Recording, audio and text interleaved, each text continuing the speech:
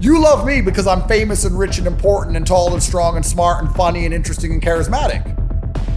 Would you love me if I wasn't those things? Do you love me for me? Well, what is me without all of that? What am I now if I have no charisma, no money, no capability, no intellect? Am I a blob of goo? He doesn't have a real woman who really loves him because my wife really loves me, and that poor guy, he doesn't understand real love. All right. Talk to me after the divorce. Funny how they're all gold diggers in the end.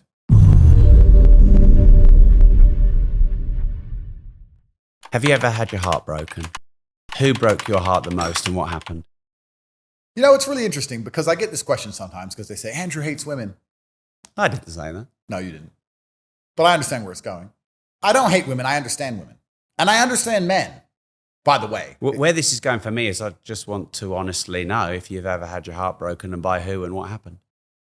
When I was younger, I think every man who didn't stay with his first love forever will have had their heart broken. But did your first love break your heart? It's difficult. And I don't want to say like she broke my heart because I'm not going to give this person that degree of power. We broke up. I was young. I missed her. It was my first girlfriend. Yes, that's all true. Did she act in a way which was particularly nefarious? I don't think so. I think she was just a woman doing what women do. And I was just a young man who was. So did she like cheat on you or something? No, we just broke up. I mean, but this is the thing. This is what I'm saying. I know women. Back then, we just broke up and she didn't want to be together anymore. I didn't understand why. Now, me knowing what I know, was she fucking someone else? Probably. Because that's what women do. Like, I know more now.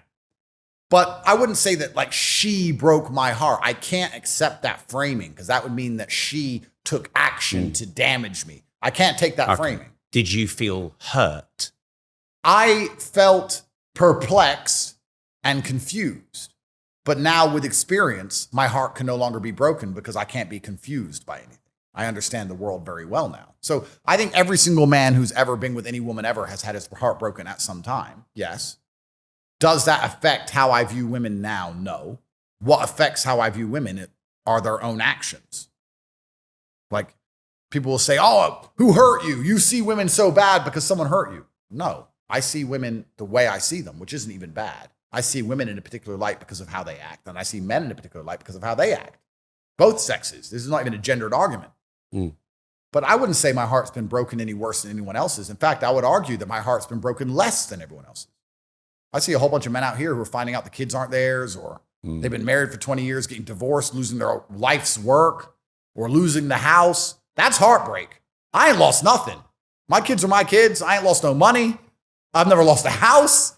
I've never had to ask a judge to get rid of a bitch. Nothing. I'm fine. So I don't think my heart's been broken any worse than anyone else's. I think I'm just hyper realistic about the human nature of things. And I think that I'm very good at not becoming emotionally invested or not becoming obsessed with the idea of or hoping for some kind of fantasy I do not believe exists between humans. Like every single thing between humans is transactional. It always will be. We're in a transaction right now. You're giving me a platform and I'm giving you content, and this is a transaction. And we're friends and it's fine, but it's a transaction. For us to sit here and go, this is not transactional, we're best friends and the transaction has nothing to do with it would be disingenuous. And it's absolutely the same between a man and a woman. Men or women, they have this illusion or this dream of, do you love me for real? Do you love me for me? That doesn't even mean anything. That's not real. I love you because you're beautiful and you do as I say, and you make me happy sometimes, and you add to my status by being hot, and we have sex, and you rub my back, and that's why I love you. Yeah, but do you love me for me? Well, what are you without those things? Well, you're a blob of goo. The blob of goo. You love me because I'm famous and rich and important and tall and strong and smart and funny and interesting and charismatic. Would you love me if I wasn't those things? Do you love me for me? Well, what is me without all of that? What am I now if I have no charisma, no money, no capability, no intellect?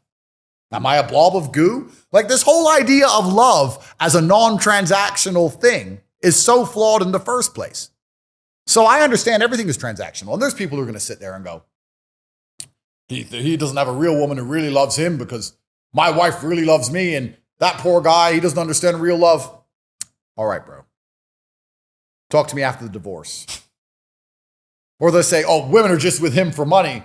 My woman's not with me for money. Well, firstly, you have no money. Secondly, I've never seen a woman in a divorce court who wasn't a gold digger.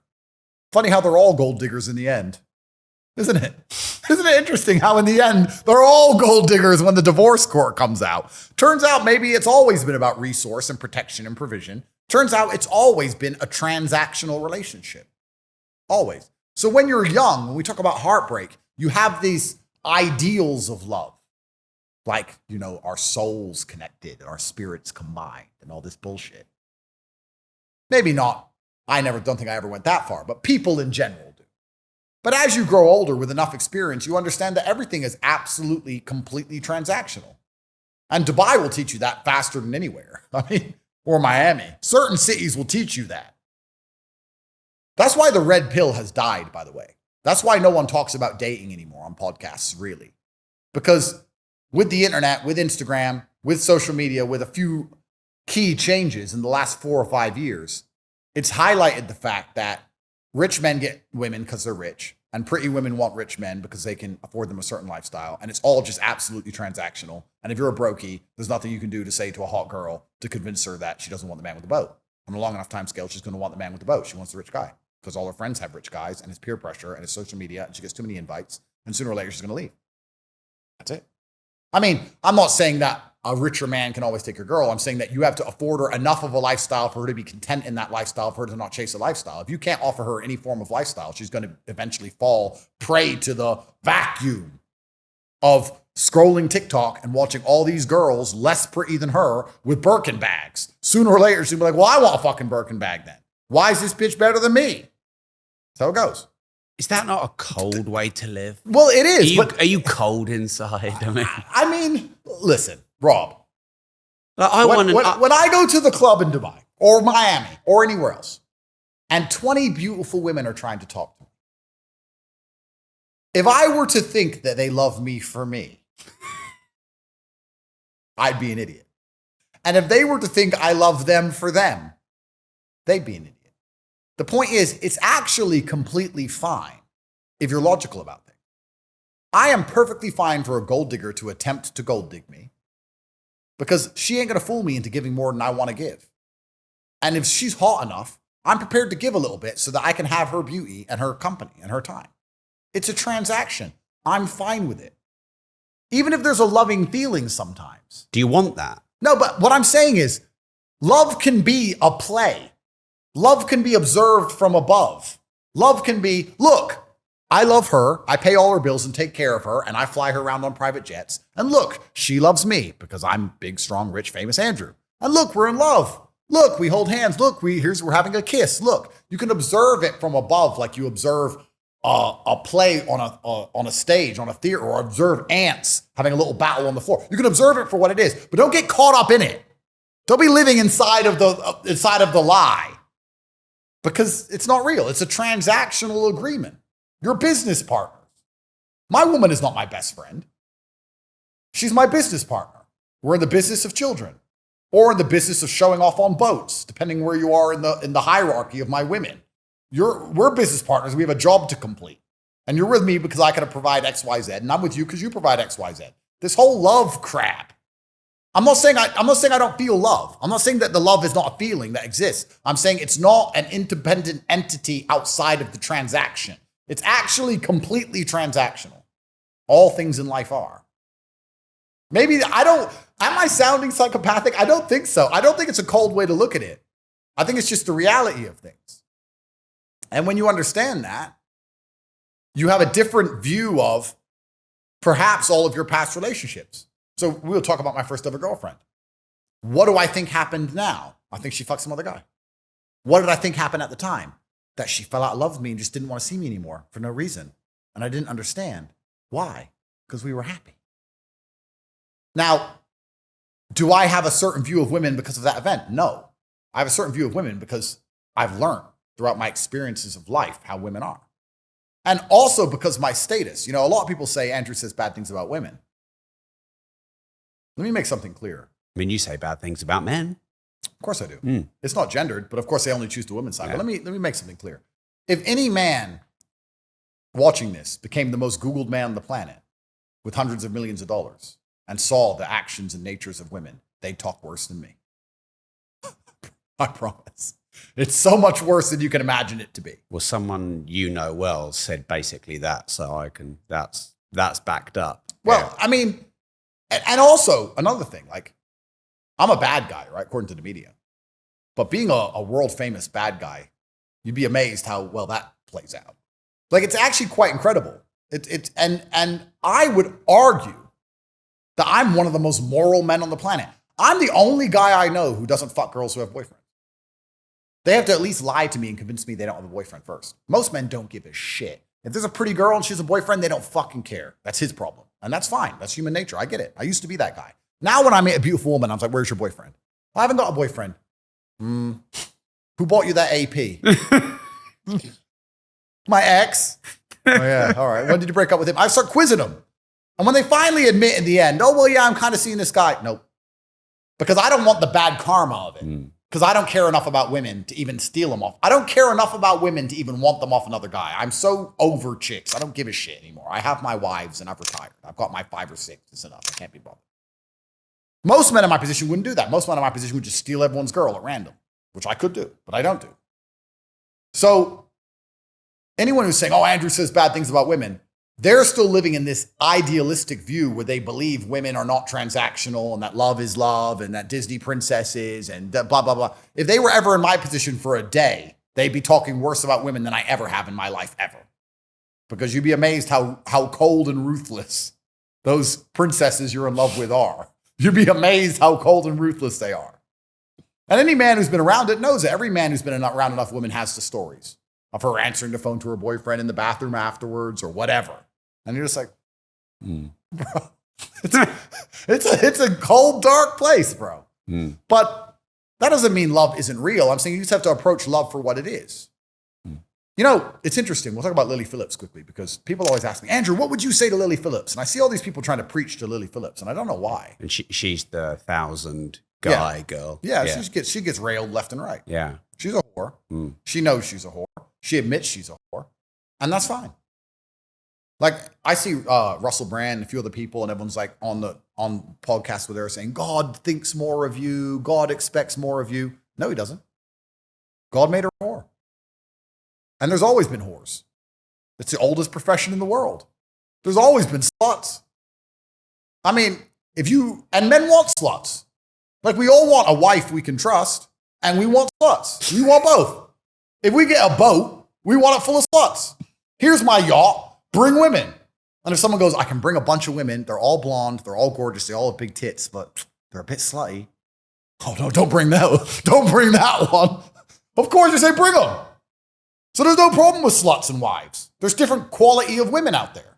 The only problem is when a man gets confused between the two. If you're a man and your head is on straight and you can tell which wife to take seriously, which women are good women and which women are pieces of shit, and you keep everything in its correct place, you have your hose for hose and your wife for wife, and you keep everything in its correct order, then life's fine. The only men who get mad at sluts, oh, these sluts are so bad, are the men who fell in love with one thinking she was a wife when she wasn't. Lily is fulfilling a very important job in society which has existed since the dawn of human time. She's a prostitute. There's always been prostitutes. They're always going to need to be prostitutes. God's plan for Lily was what she's doing. So I don't know why everyone asks me what I'd say to her besides good work. Keep going. Keep guzzling cum. That's your fucking destiny. I don't give a shit. And I ain't going to fall in love with you. Because I'm not a dumbass. But there's men out here on podcasts where they're like, you're so beautiful. You could do so much more. I'm like, bro, you sound like you're about to fucking marry the bitch. Who cares? Who gives a fuck? Let her. So everything's actually fine with love, with hoes, with wives, with everything's fine if you're very realistic and understand stuff in its correct order. I know some women who ain't all that, but they're good on a boat. And I know some women with pure hearts, so I've never put on a boat with a bunch of other women. I just keep everything in its correct place. And I do the right thing, and I keep everything in order, and I observe everything for what it is, and I understand it's all a transaction, and I manage the transaction so I don't get famoosed, art of the deal, and I win. If that's not love, tell me what is. That's love to me. That sounds like love to me. I don't know. But there's some other guy who's going to sit around and say, no, love is my, I love this, I love that. And he's sitting around in a sexist marriage getting told what to do by some woman. That's not me. I can't do that. Today, we're diving deep into a raw and controversial conversation between Rob Moore and Andrew Tate about heartbreak, relationships, and the nature of love. This one's intense and definitely not your typical romantic talk. So, let's break down what Andrew Tate really said and what you can take away from it. Andrew starts by acknowledging that everyone has experienced heartbreak. But here's the twist. He refuses to say his heart was broken by his first love. Instead, he sees relationships as transactions, not emotional fairy tales. He says heartbreak isn't about being damaged by someone else, but about understanding human nature clearly. The key takeaway? Heartbreak doesn't have to be about pain and loss. It can be about clarity and growth. Andrew suggests the pain comes from confusion, but with experience, that confusion disappears. Now, this is where it gets controversial. Andrew argues that all relationships are transactional. He says love isn't some magical, unconditional feeling. It's based on what you get and give. Whether it's status, money, beauty, or companionship, there's always a give and take. He even compares friendships to relationships, saying everything is a transaction, so why pretend otherwise? The big takeaway here? If you accept that relationships are transactional, you can protect yourself from disappointment and maintain emotional control. It's a cold view for sure, but it's about being realistic rather than naive. Andrew discusses how money and status influence attraction, especially in today's social media age. He points out that wealthy men attract women because of lifestyle, and women want to maintain or improve their social status. He says if you can't provide a certain lifestyle, your partner might look elsewhere eventually. This ties back to the transactional nature of relationships. It's about mutual benefit. Takeaway: social status and resources often play a bigger role in relationships than romantic ideals. Understanding this can help you set realistic expectations. Despite the transactional lens, Andrew claims he's one of the most moral men around. He doesn't pursue women who are already committed to others and values loyalty. He contrasts himself with other men who don't care and will steal partners without hesitation. This shows that even within a transactional framework, respect and boundaries can exist. Andrew introduces a blunt distinction: wives and hoes. He says men should keep these roles clear in their minds and not confuse the two. He argues that society has always had different roles for women, and understanding that helps avoid emotional confusion. This is definitely a harsh perspective, but his point is about clarity and not mixing expectations. So, what can we learn from Andrew Tate's perspective? Whether you agree or not, his take forces us to rethink common ideas about love, heartbreak, and relationships. Maybe love is more transactional than fairy tales suggest, and maybe recognizing that can help us avoid pain and build healthier boundaries. At the very least, it's a reminder that emotional maturity often comes from seeing relationships with clear eyes, not rose-colored glasses. Thanks for watching. If you found this breakdown interesting or controversial, drop a comment below with your thoughts on love and relationships. Don't forget to like and subscribe for more deep dives like this. Until next time, keep it real.